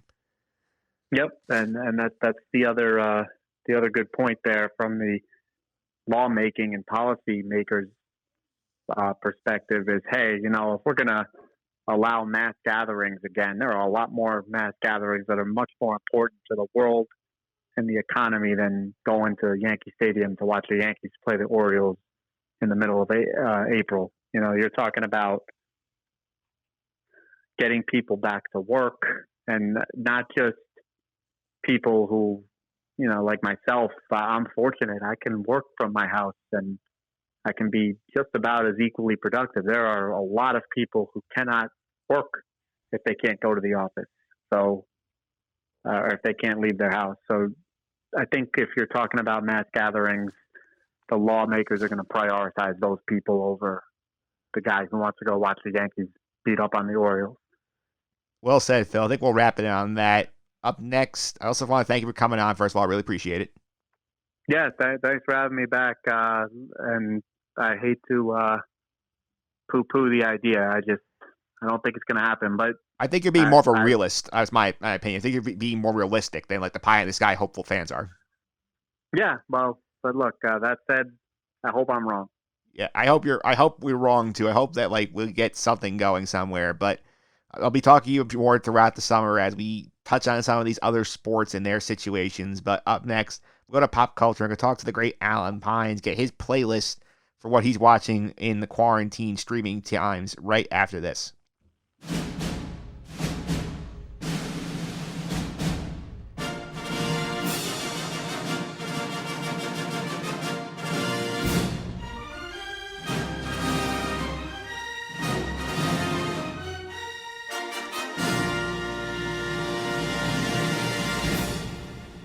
All right, we are back here, wrapping up the podcast, this week's pop culture segment, bringing you today a new voice in the pop culture coverage. Not new to the podcast, though. We did talk to him back in December for the fantasy football playoffs. The great Alan Pines with us today. Alan, welcome back to the podcast. How are you? I'm great, Mike. Thanks for having me. It feels good to talk about something, be back on the airwaves amidst all that's going on, and it's really fun to talk what we're going to talk about tonight. Yeah, two things before we get into the actual pop culture stuff. Number one, how did you do in your fantasy football leagues last year? How did your championships go? Well, in the big money league, I shockingly made the playoffs, which I don't remember if at the time we talked was news, but I did not do well in the first round. But to be a seller at the deadline, to wind up making the playoffs in a 16-team league where only 6 teams make the playoffs was quite an achievement within itself, and I really look forward to next year's season if it ever comes, which I think it will. But I want to carry the momentum I built towards the end and bring it into next season. Yeah, that was encouraging. I mean, I did win my league. I have the championship trophy sitting right next to our podcast studio on the road, so that's always nice to have here. But I also want to ask you about the XFL folding up shop. Something that happened in the process of recording this episode. You worked for the New York Guardians for a little bit. What are your thoughts on the end of the second incarnation of the XFL? I'm really bummed out about it, to be honest with you. I had a lot of fun. I thought the league was in really good shape to strive. And I do think if there was no pandemic, we'd be really excited about, what the championship would hold for the league and where we're headed. And I really do think players were starting to make names for themselves. And obviously some have already signed with the NFL. But I was looking forward to the league being that kind of secondary league where players can get showcased and the fans can really have fun with it after the Super Bowl. So I was pretty bummed out to see that it's got the fate that it does. I really enjoyed my time there. I think every team tried really hard, and I do think Vince McMahon put a lot of time, energy, and money into it. And to see it fold under these circumstances is really, really heartbreaking for so many people that worked really, really hard. And I'm really upset to see it go. Yeah, it's a shame how it ended. It deserved far better than they got. But we'll go to more positive topics here. We'll go to the pop culture segment. Past few weeks on the podcast, we really sort of narrowed in on one specific show. Whereas I did Curb Your Enthusiasm, the beginning of this, and Martino Puccio. Last 2 weeks has been a little Westworld coverage. This week we're kind of opening up a little bit, come up with some playlists for people who are right now. Most of the primetime shows starting to exhaust their inventory of new episodes. So we're giving you some playlists to come up with to sort of get you through this streaming period with no sports, very little live programming options. I think we should go through each playlist. We come up with 5 shows. We'll go the elevator pitch of what the show is and why you should watch it. We'll alternate here. Alan, I'll let you go first. What is the first show on the Pines playlist? Okay. So I'm not going to do any kind of particular order here. It's just 5 shows that I really, really enjoy. And I'm going to kick it off with Glow, which for me as a diehard professional wrestling fan, to have a show that covers both professional wrestling and really good script work, really good production, really great acting is something that is just such a sight for my sore eyes when it comes to the wrestling world, which is, for all intents and purposes, a soap opera. It's melodramatic. It's got big characters. And this show really, reels in the wrestling world into something artistic and really, really well done. Allison Brie, Betty Gilpin, Mark Maron carry the load. And really, it is a show about wrestling, but it's so much deeper than that. And now that we've just finished, I believe, the 3rd season, now it's getting into stuff that is not necessarily purely wrestling based. So it's diving into the characters. It's really getting to know these performers. And like I said, the acting and writing is really strong. So it holds up very well with each passing episode. And yeah, it's a show that I really, really enjoy. And if you haven't watched it yet, don't be discouraged because you think it's a wrestling show. It's really creative, well done, and I can't recommend it enough. Yeah, definitely a great elevator pitch from there. That's on Netflix, correct? Correct. Okay, so that's the first show from Alan. It's Glow on Netflix. I'll give you my first recommendation, and we have any questions, you can also feel free to ask if anything piques your interest. I'm going to start with a show that, unfortunately, today, I think CBS just canceled it, but this is one that I've really grown to like over the last 2 years. I think it's very different, very out of the box of what that network usually does. It's called God Friended Me, and the premise is basically this.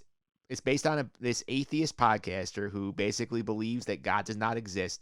He gets a friend request on Facebook from this thing that's calling itself the God account.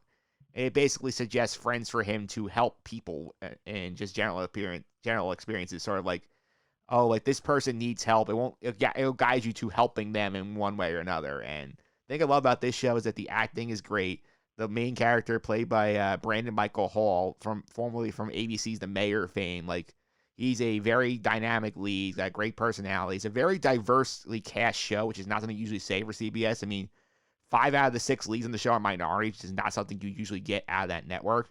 And it's not your typical, solve the case of the week. There's a bit of a mystery underlying the whole thing. And the thing I like about it is that, it's a show that makes you, feel good about, humanity and the state of it. It's it's not overtly religious, but it makes you raise questions about, is there something more powerful out there? Is there a greater purpose for us out there? And it's a simple message. It gets the job done really well, and the cast works very well together. I'm ashamed it only got 2 seasons. I think it's done very, very well. Interesting. Yeah, I never checked it out. Now, the fact that it was canceled, is it a shock? Did they have closure, or is it open-ended?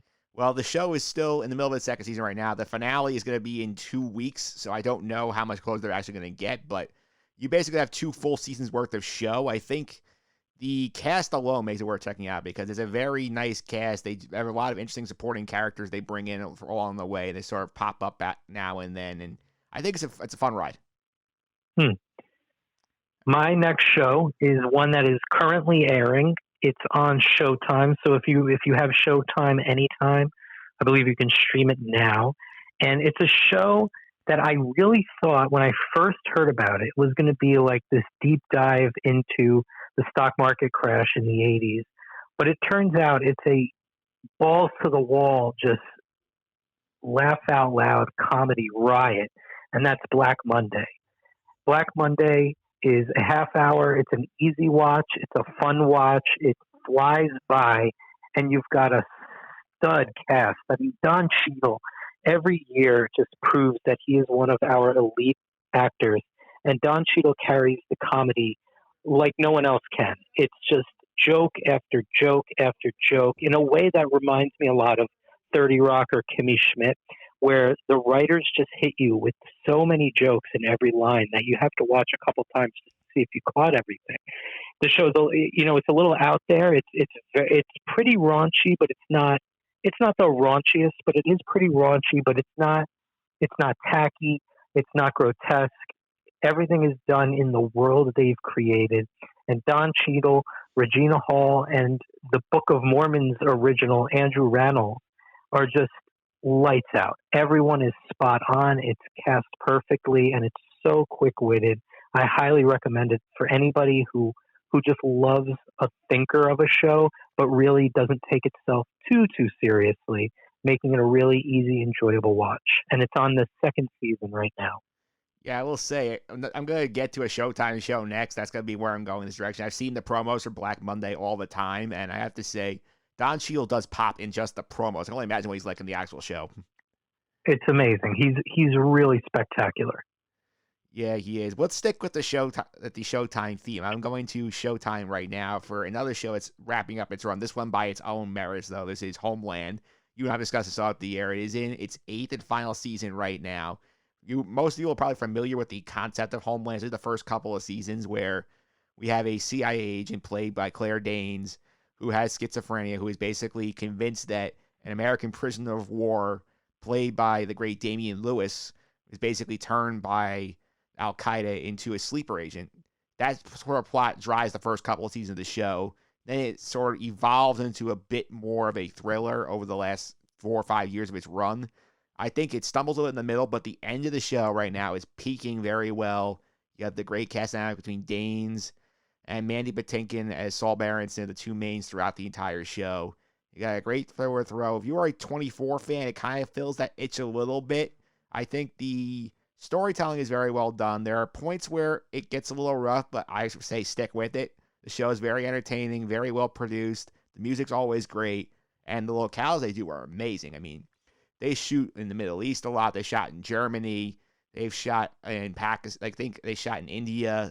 They go all over the place, and it's incredibly well done.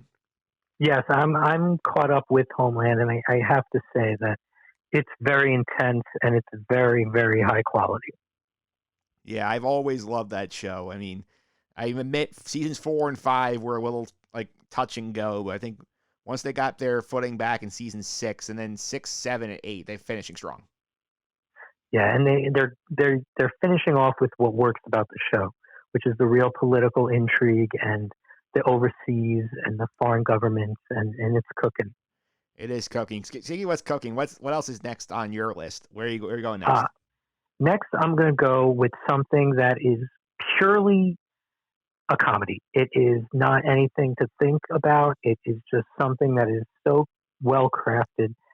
It's not for everybody. I will say that as a disclaimer, but it's something that made me howl laugh very hard watching, and that's American Vandal. And like God Friended Me, it's 2 and done. So you've got 2 seasons. It's not a hard watch, and it is probably one of the more hard TVMA kind of shows out there. It is not for everybody. It is very raunchy. It's got very overt jokes that will not hit everybody the same way. But here's where I sing its praises. For as grotesque and as raunchy as it is, it's clever. And it weaves everything together wisely. And what it is it came out around the time Making a Murderer really, came through, and The Jinx with Robert Durst on HBO. And it's a spoof of those kind of whodunit documentaries where someone's to blame in the beginning, and the more you go through it, you wonder who really did it. And the way they did it using such goofy concepts is just so laugh out loud funny. And they treat it honestly. They're not making a joke of it to the point where they want to laugh with us. We're laughing at everything they're putting out there. So the cast is great. It's all young kids, and they hit it. They hit the nail on the head with what they were going for. And if you find it's your kind of thing, stick to it. Now, season 1 and season 2 kind of have different casts except for the main 2 investigators. I prefer season 1 over season 2, but if you find yourself enjoying season 1, gotta watch season 2. So I'm going with American Vandal. That's on Netflix. Yeah, I think that's very interesting because I'm one of those guys who love the true crime docs, who loves the Making of Murderers, loves the Jinxes. I love The Staircase on Netflix, where I remember that show. I followed it for the years where they had the original 8 episodes and then 2 more, and then Netflix added 3 more. I feel like that'd be right up my alley in terms of something like this is sort of like spoofing that genre of the true crime and sort of like spinning it on its head. Oh, absolutely. Yeah, and why this only get 2 seasons? Did you have any is there any particular reason why it didn't last more than it did? I think part of it is the kind of the style of the show really doesn't lend itself to have multiple seasons because both seasons cover a different kind of vandalism. And to keep going might really pull away from the quality. I think what they're going to do is if they find another idea that's worth it, I'm sure somebody will finance a season 3. But as of right now, I don't believe there's anything planned. And it's not the end of the world. It's not like we are unsatisfied. Both seasons have conclusions, so really they stand on their own. So it's almost like you're okay. You know what I mean? It's not selling itself short. And honestly, I think to go any further may not be as strong. So I wouldn't take it as, oh, there's only 2. It must not be that great. The way the show's set up, every season stands on its own. So if they don't have that super strong idea to build it off of, they probably shouldn't go forward with it. Yeah, it makes sense. Sort of like how Curb Your Enthusiasm is like the standing renewal or from HBO, where it's like if Larry David wants to make a new season, he can make one. It's just like right. Now I don't think this show would have that because I do think it was like technically canceled, but the way it's set up, they could bring it back anytime. You know what I mean? Like it's not, and another network could easily scoop it up if they wanted. But again, I do think the idea has to be there. Yeah, I think that makes some sense. I'll go another show. It's similar deal where it's like it went one and it looked like it could have been one and done in terms of like an anthology style on Netflix, but they did pick it up for a second season with basically change of the whole cast, which is The Haunting of Hill House. Are you familiar with this, Alan? It's one of my favorite shows.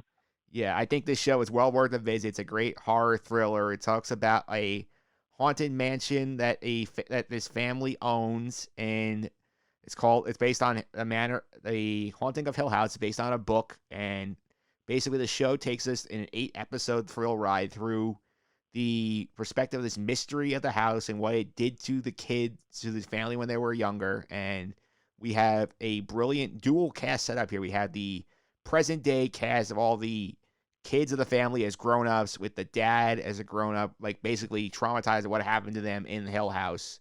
And then we see the flashbacks to what they did at the Hill House, what happened to the mom and all that good stuff. And the thing I like about this show is that it's self-contained.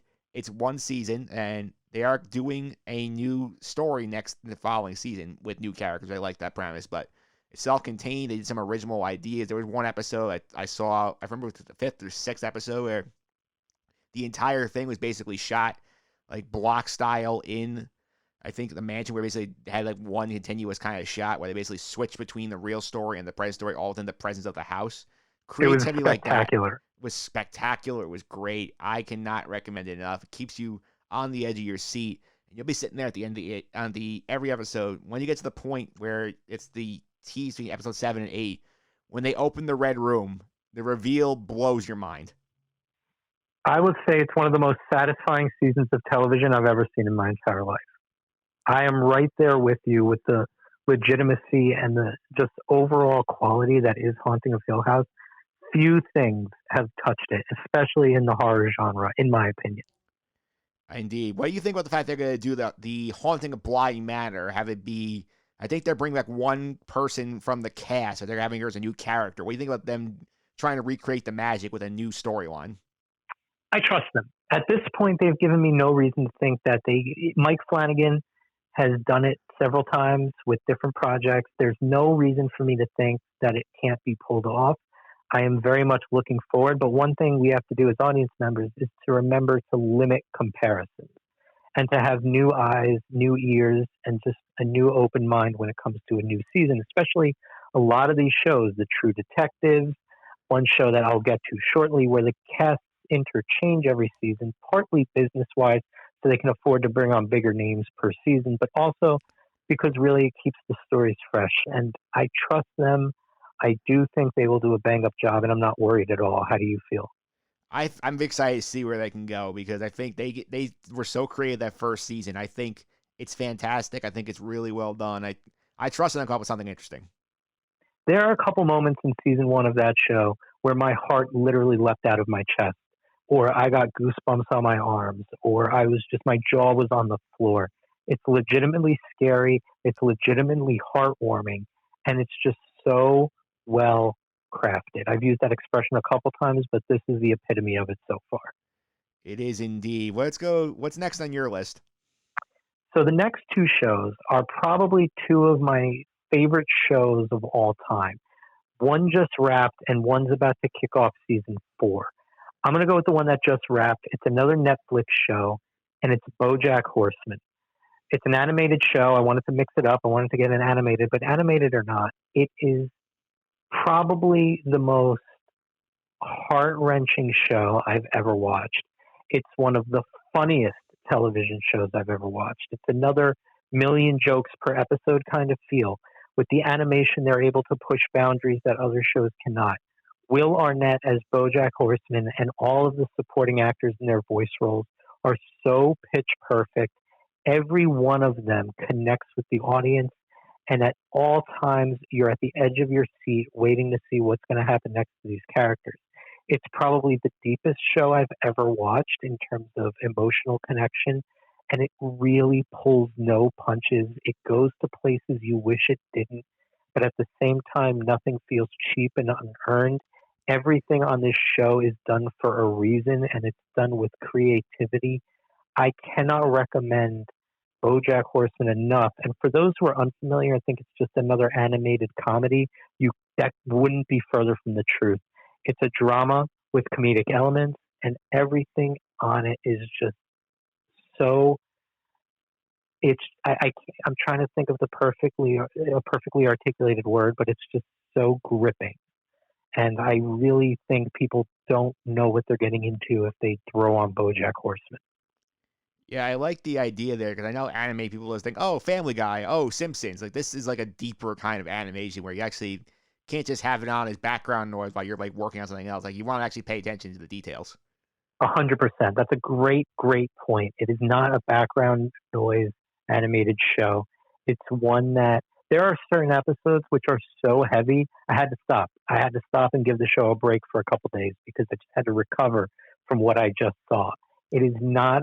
Nothing on the show is thrown away, which I know is a critique of a lot of Family Guy and Simpsons where they just throw away jokes just for filler. Nothing on this show is filler.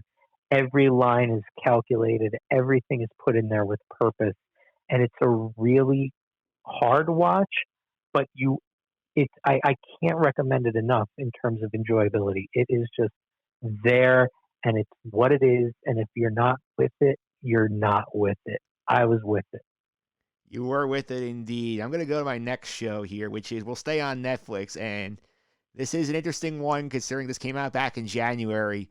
It is an interesting experiment now considering we are in the era of social distancing. It is called The Circle. It's one of the rare reality shows on Netflix, and it got a huge play. Were you familiar with The Circle? I've watched the pilot of the American version. Yeah, so that's the Netflix American version. I watched all 12 episodes of that show. I'm going to go into deeper detail on it next week on this spot with my good friend Steve Culto. But for those who are unfamiliar with it, The Circle is basically a reality game show where they put a bunch of Americans in this apartment complex where they all live in like these posh apartments, but they live alone. They don't interact with each other except through a social media app called The Circle. And they can't see each other visually. They rely entirely on these online profiles they make on this app to get to know each other. So one of the things I like about this show is that like you could be yourself. You could be somebody completely different if you think it's going to help you gain popularity in the game, because the whole idea is that you want to gain influence over the others through your interactions in the circle, and whoever wins at the end of the show gets $100,000. So interesting thought experiment considering where we are now as society. Yeah, and from what I remember, they were really stressing the appearances are not everything aspect of it. So you want to dig deeper than just what you think people will like. And that's where the show became kind of a game show. It became very creative as opposed to just catfish. You know what I mean? Like it's deeper than that. Yeah, it gets much deeper than that. They do go into a lot of things. We'll go into deeper detail on this next week on the podcast, but I think considering where we are now, it's an interesting look to look at this and see how people dealt with this when like they chose to be on the show. Like we did not have a choice in this situation. So interesting to see how they adapt to see if anything we could apply to our current situation. My top, well, not my top spot, but my final show that I'm going to dive into. It's a little unfair. I believe it's my favorite show on television right now, so it's the top spot. I got to admit, and it's Fargo. It's on FX. The new season premieres April 19th, and I cannot tell you, as an old school film fan, as somebody who digs the Coen brothers, who digs Scorsese, Tarantino, real artists, real cinematic presences. This show is an embodiment of a lot of the filmmakers that I really enjoy. It's crafted as such. It's Coen brothers. It is just so spectacular for me as an audience member. It hits everything I ever wanted to. Quirky characters in a real world setting, exaggerated circumstances happening to everyday people. It is just so good. And every season has a different cast, save for a few, characters who intertwine. But you've got some of the most pure villains in television history. And what helps it is what I said. It's all in a real world setting. Just to name a couple performances that have jumped out at me. Billy Bob Thornton and Martin Freeman and Allison Tolman, season 1. Season 2, you've got a great Bokeem Woodbine character. You've got Patrick Wilson, Kirsten Dunst, Jesse Plemons. Season 3, you've got Ewan McGregor pulling double duty, playing twins. You've got Mary Elizabeth Winstead. You've got David Thewlis as one of the best villains. It's just one of the most well-acted shows. Everyone plays their part to a T. And it's just so funny. They throw in the Minnesota accents, which, it's fun and shocking at first, but it becomes the quick normal, and you're hook, line, and sinker through all of it. Now, season 4's got Chris Rock leading the charge. I couldn't be more excited for what's to come out of Fargo. And I cannot recommend this show enough, especially for real film buffs and for people who just love quality TV. It's just something that I really got behind. Noah Hawley, the creator, working with the Coen brothers. Every season introduces a new element to the show that you're just not expecting to come, but here it comes. Like I said, I think the real selling point is for somebody like me who's just a real film buff, a show like this is everything I can hope and ask for. Fargo. That sounds spectacular. It's on my list of shows I want to check out, so I'm glad you gave the endorsement here. I'm very pumped to get to this one. Oh, I can't recommend it enough. And I know you love movies. You're going to click with this show. You're going to be bought in pretty quick. And season 1, we mentioned season 1 of Haunting of Hill House. Season 1 of Fargo is right up there in my top 5 TV show seasons of all time. That is very, very high praise, so I'm excited to get to that one. I think for me now, I'm going to wrap with, there are a lot of different ways I could go for this. I mean, well, I'm sure we'll come back another time and give you 5 more shows, because you and I'm sure you could go all day if you wanted to. Absolutely. Yeah, so we'll stick with 5 for now. We'll save the honorable mentions. We'll make another list in about like another month or two and see if we come up with some more ideas. But for me, I think the one I want to go to next is another show that just wrapped up. It was actually on USA. The Great Mr. Robot wrapped up I think last fall, and this show, the acting on it is superb. The great Rami Malek is the star of this show. It's about a disillusioned hacker who basically wants to fight for what's right and help the common man rebel against the 1% of the 1% who are controlling all of the world. And there are twists galore I will not spoil because they will literally alter the way you view this show. There are several game-changing twists. The things I like about this, the casting is great. The acting on the show is phenomenal. The writing is great. And there are styles of this show that they take chances with episodes and do unique concepts that are great. There was one episode and I think the show's second or third season, I want to say the third season, where the entire show was shot in one take. They literally did the entire show with one continuous take and not without cutting for 49 minutes, which is absurdly difficult to do. Really well done.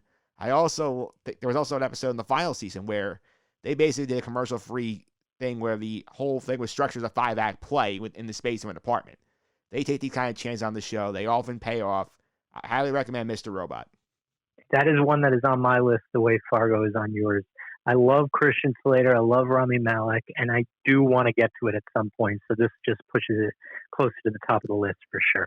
Yeah, the thing with Mr. Robot is it's a little bit like BoJack in the sense you mentioned before. It's that this cannot be a background noise show. There are things going on you have to pay attention to. Like, there are times you'll be questioning, like, what did I see? What does this mean? Like, this is not a background noise show. So if you're ready to be mentally engaged by a show, this is one I highly encourage you to check out.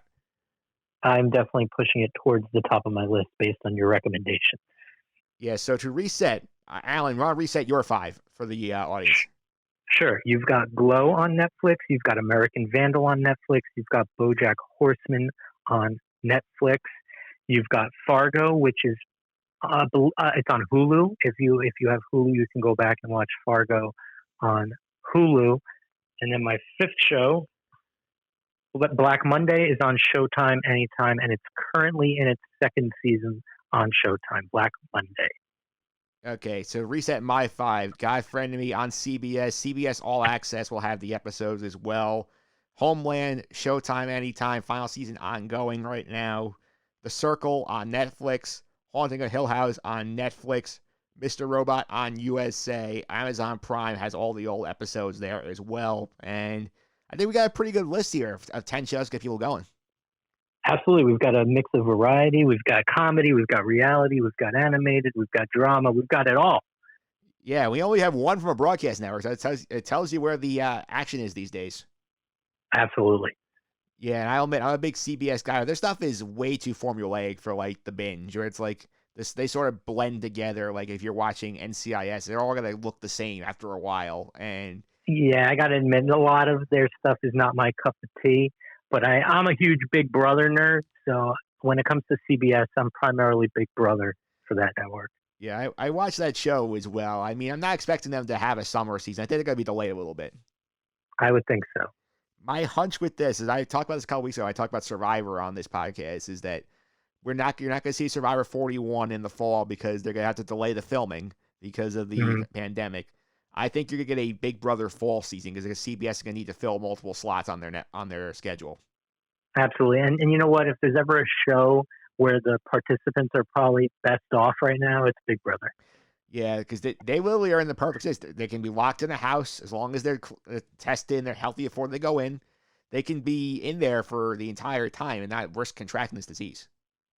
Right. And I don't know if it's true, but I think in passing, I saw a headline that said, like, Big Brother Country X finds out about pandemic from producers during show or something like that. Yeah, that actually, so I don't know if, that is the thing. That was the Canadian version was filming, I think, in early March. They had to suspend the season and send everybody home because of the pandemic and the shut down business orders in Toronto. It's that, and the videos now on YouTube are wild. Oh my goodness. As you see, there's like a progression of 3 where, like, they first get told about it, then they get told about the shutdowns in the world, and then they get told they're going home. It's like literally like dramatically increasing stakes each time. Wow, I gotta check that out. Yeah, those videos are on YouTube. I'll definitely check it out. Before I let you go, I also want to ask, I'm asking the last couple of pop culture people here, what are your thoughts on the multinational hit that is Tiger King? Well, I've got to say I have a little bit of fatigue from it at the moment. I believe, in pop culture, when something catches, you better love it or you're going to get tired of it pretty quick. And I did love it. I love the documentary. I laughed so hard watching it. And then you kind of sober up and you realize that there's just a lot of bad people in play with the Tiger King universe. Nobody's off scot-free. Everybody's got their demons. And it's really just, I feel for the animals.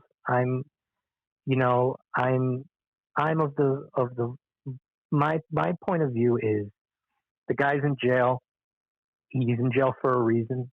Should other people be in jail? I don't know. But as for the show itself, it was crazy. It was some of the most absurd storytelling you could ever imagine. If someone were to write it as fiction, you would tell them they're jumping the shark too much and making stuff too unbelievable. But here it is, something that really happened. And I think it's just mesmerizing. My fiance and I, our eyes were glued to the television as we sped through the 6 or 7 episodes. I believe it was 7, and every story, one after the other, was just more unbelievable than the next. So as far as a documentary, I loved it. I thought it was highly enjoyable. When you sit back and think about it afterwards, it's really kind of sad what went on and what still goes on at some of these zoos and cat places. But I do hope, if anything, it brings a big shining light to the world of animal captivity, and let's hope some regulations or just pure better practices are put in place based on this. But again, as for the documentary, one thing was crazier after the next, and it was so enjoyable. I recommend it to anybody I run into. So that's how I feel about it. All right, there you have it. Alan, thanks all the time. I really appreciate it. Before I let you go, how can people follow on social media, keep up with some of the stuff you're up to? Sure. On Instagram, I'm at Alan Austin Sports. And on Twitter, I'm at Alan, ALLEN _ Austin, AUSTIN _. Alan Austin is my professional name. It's my middle name, but Alan Pines, Alan Austin, it all works. So You can find me on those platforms.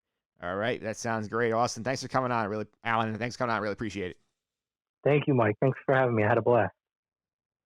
All right, and there you have it for this week's show. I want to thank my guests. First up, I want to thank the baseball beat, Will Schneiderhan and Anthony Sorbolini, for calling in to talk about the playing aspects of this baseball bubble plan. I just want to thank Phil Fraietta, our legal correspondent, for calling in to discuss the legal, financial ramifications of said plans. And I also want to give a shout out to the great Alan Pines, who was just on the podcast a few minutes ago, talking about all the shows you should be adding to your streaming queue as we work through this quarantine period. If you want more good stuff like this podcast, including my look at what the NBA's desire to push back their draft means in terms of potential timetable for them trying to get the league up again, and what it could mean for the league going forward, check out the blog over at justendthesuffering.wordpress.com. You can subscribe to this podcast on iTunes, Google Play, TuneIn, Stitcher, and Spotify. Simply search for Just End the Suffering on any of those platforms. You can find all roll episodes there. You can also search for my YouTube channel at Mike Phillips on YouTube. I have all the episodes up on YouTube, the most recent episodes, as well as individual segments. So if you want to hear just the baseball beat, talk about their bit, that's on YouTube as well. Feel free with your feedback and star ratings as well. They're very important, guys. They mean a lot. It makes the podcast even better going forward and gets into the eyes of more people who can check it out and offer their own feedback. You can also follow me on Twitter at mphillips331. That's MPHILIPS 331. And tweet me with the hashtag BaseballBubble. You made it to the end of this week's show. Again, hashtag BaseballBubble. Made it to the end of this week's show. Next week, we're going to get ready for the NFL draft. I'm going to be joined by the Sporting News' Bill Bender to preview the draft, break down the big position groups, some of the big names that are going to be drafted in the NFL draft this coming Thursday through Saturday in the usual format. The virtual draft will be fun to check out. We're also going to talk at the circle, as I mentioned, we Steve Culso, and more. Until then, I hope you have a better week than all of us right now. Stay safe, everybody.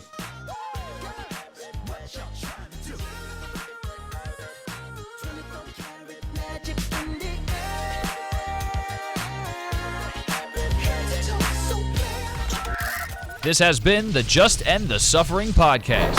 I'm out.